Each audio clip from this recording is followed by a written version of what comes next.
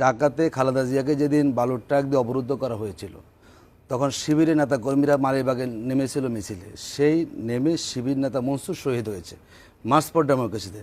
সেদিন কিন্তু কর্মসূচি ঘোষণা করেছে বিএনপি, কিন্তু আমরা কিন্তু কাউকে মাঠ পর্যায়ে সেখানে খুঁজে পাইনি। এটি ওনারা এখন বলেন, এখন আসলে জামাত ইসলামী তেমন একটা জায়গায় চলে গিয়েছে। ভাই যদি বলছেন 5 আসন, ওই হিসাবে এখন আর দেশে নাই। ইতিমধ্যে যতগুলো জরিপ এসেছে, জরিপ আসছে, বাংলাদেশের মানুষ এখন নতুনটাকে গ্রহণ করতে চায়। মানুষ এখন পুরনো বহু দলকে দেখেছে, নতুনভাবে যারা দেশকে ধারণ করেন এবং যারা সংস্কারের পক্ষে অবস্থান করেন তাদের পক্ষে মানুষের ম্যান্ডেট। দেখুন, আজকে যে কথাটি আমাদের আলাল ভাই বলেছেন, যদি আলাল ভাইকে আমি প্রশ্ন করতে চাই, যা থেকে নিষিদ্ধের কথা আপনি বলছেন, এত বছর কেন আপনি বলেন নাই ভাই? আপনি ঘুমিয়েছিলেন না আপনি বাংলাদেশের বাইরে বিলেতে আপনি আশ্রয় নিয়েছেন?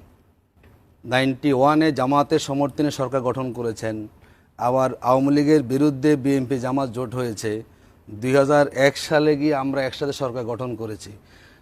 18 সালে এসে শুধুমাত্র তখন বিএনপি তারা ডক্টর কামালকে সাথে নিয়ে জামাতকে তারা অ্যাভয়েড করেছেন। এই দীর্ঘ সময় যে আমরা একটা আস্তে 2018 সালেও তো জামাতের অন্তত 18 জন প্রার্থী বিএনপির সঙ্গে দিয়েছেন। তখন তো জামাতের কোনো প্রতীক ছিল না, জামাতের নিবন্ধন বাদে ছিল। তো আমি জিজ্ঞাসা করতে, এত বছর যে আপনারা একসাথে আন্দোলন করলেন, এই কথা কেন বলেন নাই?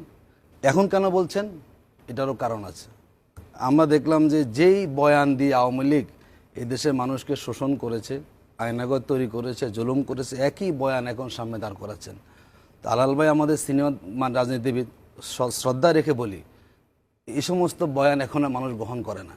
ওনারা এগুলো বলেন, কেউ টিভিও দেখে না, কিন্তু ওনারা বলেন, সেটা আমি জানি কেন বলেন একটু মিডিয়া ফোকাসিং আসার জন্য। কারণ বিএনপিতে এখন তাদের দল নেতাদের কিন্তু কারো গুরুত্ব নেই। একটু জামাতের বিরুদ্ধে কথা বললে মিডিয়া একটু আলোচনায় আসে, ওনার দলীয় পজিশনটা বাড়ে, এছাড়া অন্য কোনো উদ্দেশ্যের ভিতরে নাই। 71 ইস্যু নিয়ে যে কথাগুলো ওনারা বলেন, মুখের কথা। কারণ যাদের সাথে দীর্ঘ সময় আপনি আন্দোলন করেছেন, রাজনীতি করেছেন, এখন এই কথা বলেন, তাই বললে তো আরও কথা এখানে চলে আসবে। যখন বিচার হয়েছে ওনারা বক্তব্য দিয়েছেন না সেখানে, তো ওনারা একই কথা সকালে